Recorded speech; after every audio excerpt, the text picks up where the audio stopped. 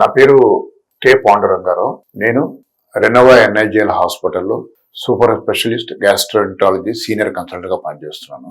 ఈ hospital gastroenterology liver అంటే కడుపు, పేగులు మరియు కాలేయము, పిత్త సంచి నాళాలు, ప్యాంక్రియాస్ సంబంధించిన జబ్బులకి సూపర్ స్పెషాలిటీ హాస్పిటల్ అన్నమాట.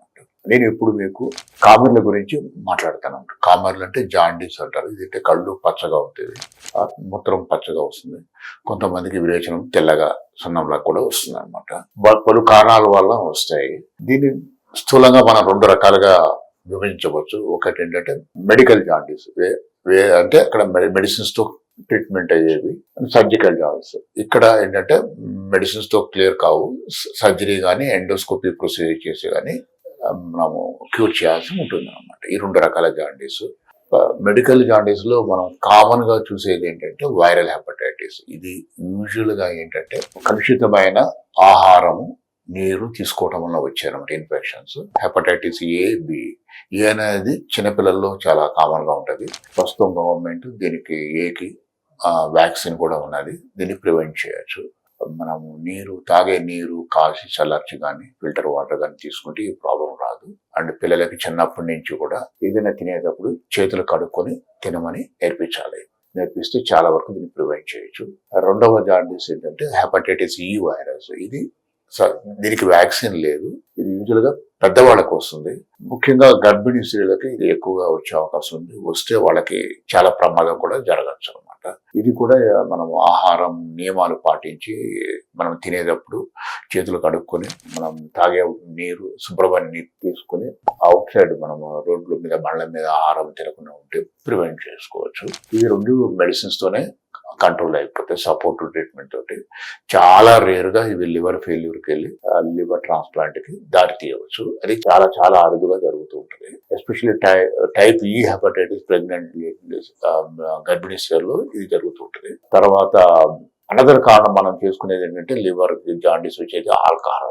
చాలా కామన్ ఇది ఎవరైతే రోజు ఆల్కహాల్ తీసుకుంటారో ఎక్కువ క్వాంటిటీలో, అంటే నియర్లీ 7-8 పెగ్స్ రోజు తీసుకునే వాళ్ళు, లేకపోతే బింజ్ ఆల్కహాల్ అన్నమాట, ఒకేసారి కంటిన్యూస్ గా ఉదయం నుంచి రాత్రి తాగుతుంటారు, వీళ్ళలో వస్తుంది. ఇది చాలా డేంజర్ జబ్బు. ఎందుకంటే ఇది ఎర్లీ స్టేజ్ లో ఆపకపోతే లివర్ సిరోసిస్ లోకి వెళ్ళిపోతుంది. సిరోసిస్ అంటే వాళ్ళకి కడుపులో నీరు, కాళ్ళకి నీరు, కళ్ళు పచ్చగా అవటము, మెమరీ సరిగా అంటే జ్ఞాపక శక్తి సరిగా లేకపోవటం, కొంతమందికి రక్తవాతులు, రక్త విరేచనాలు అవ్వటం జరుగుతూ ఉంటుంది అనమాట.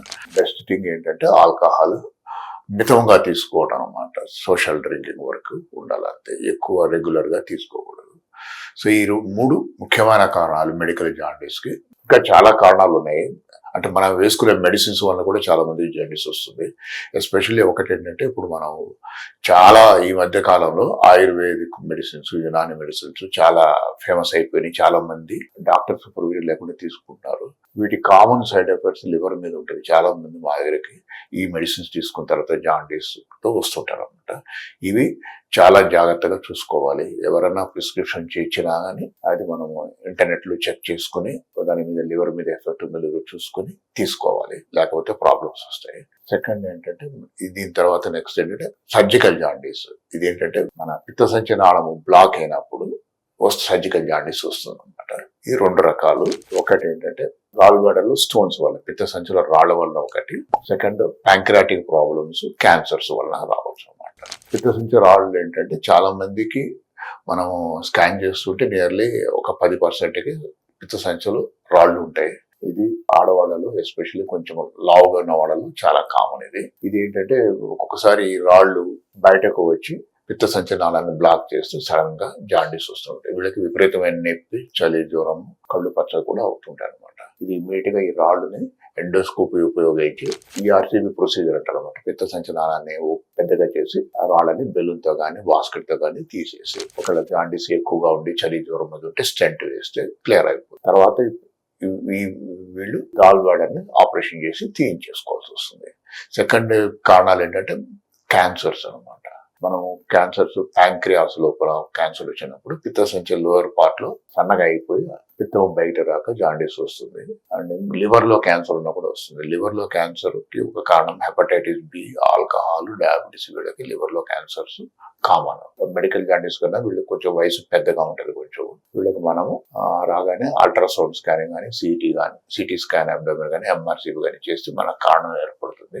కారణం తగ్గట్టు ట్రీట్మెంట్ ఇవ్వచ్చు. ట్రీట్మెంట్ ఒకటి ఎండోస్కోపీ ట్రీట్మెంట్ తోటి కూడా తగ్గితే కొన్నిటికి మనం ఆపరేషన్ చేయాల్సి వస్తుంది. వీటన్నిటికీ పేషెంట్లు అడ్వాన్స్ గ్యాస్ట్రోఎంటరాలజీ సెంటర్స్ కి వెళ్లాల్సి ఉంటుంది.